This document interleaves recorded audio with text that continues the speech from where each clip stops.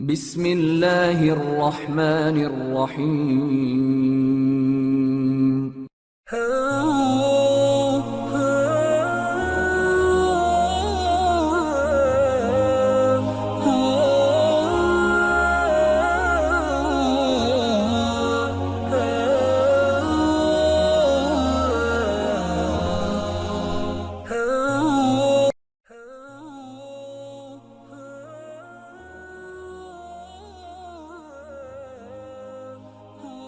نبی کریم علیہ الصلوۃ والسلام کی ذات اقدس کے حوالے سے سلسلہ پنجتنی نے نوجوان نسل کی بہتر رہنمائی اور آگاہی کے لیے ایک سلسلہ وار پروگرام فوق البشر کی عنوان سے ترتیب دیا ہے۔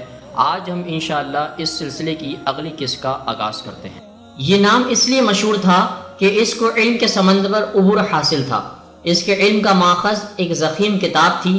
یہ کتاب یادداشت انسانی سے موجود تھی اور نسل در نسل راہبوں اور مشنزیوں کے یہاں منتقل ہوتی چلی آ رہی تھی۔ ایسے زمانے میں جب صرف چند ہی لوگ پڑھ اور لکھ سکتے تھے، ایک کتاب کا وجود نسلوں تک برقرار رہنا بذات خود کرشمہ تھا۔ مشہور تھا کہ یہ کتاب آسمانی صحیفہ ہے اور اس کی تمام تر الہامی طاقت اسے پڑھ سمجھ پانے والے شخص کے پاس مجتمع رہتی ہے۔ بحیرہ کی یہ کتاب دراصل چرمی کاغذ پر ہاتھ سے تحریر شدہ انجیل کے کئی مشہور نسخوں میں سے ایک تھی۔ چونکہ چرم وقت کے ساتھ ضائع ہو جاتا ہے، بحیرہ بھی ان لوگوں میں سے ایک تھا جنہوں نے اب اپنی زندگی اس نسخے کو اگلی نسل کے لیے جوں کی توں تازہ چرم پر نقل کرنے کے لیے وقف کر رکھی تھی۔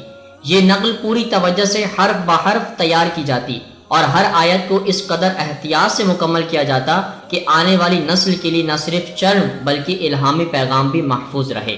ابن اسحاق نے اپنی روایتی شبہ گما ہے کے ساتھ رقم کیا ہے کہ اس دن سے قبل بحیرہ نے قلعے کے آس پاس گزرنے پڑاؤ ڈالنے والے اونٹوں کے تجارتی قافلوں پر توجہ نہیں دی، لیکن جب ابو طالب کی سربراہی میں دمشق جانے والا یہ مختصر قافلہ اس قلعے کے نزدیک پہنچا تو بحیرہ نے نیلے آسمان پر بادل منڈلاتا ہوا دیکھا۔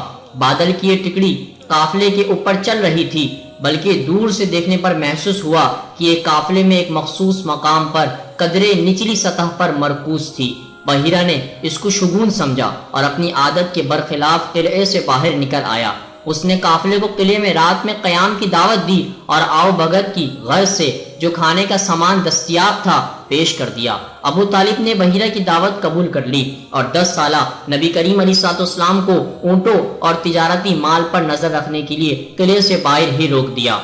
جب سب لوگ قلعے میں داخل ہو چکے تو بحیرہ نے محسوس کیا کہ مہمانوں میں کوئی ایک شخص کم ہے۔ بحیرہ نے اس بابت پوچھ گچھ کی تو معلوم ہوا کہ اونٹوں کی رکھوالی کرنے والا لڑکا باہر ہی رہ گیا ہے۔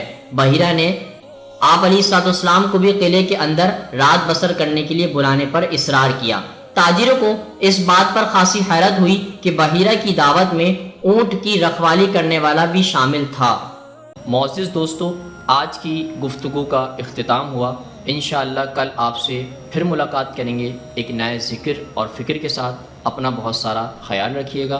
اللہ حافظ۔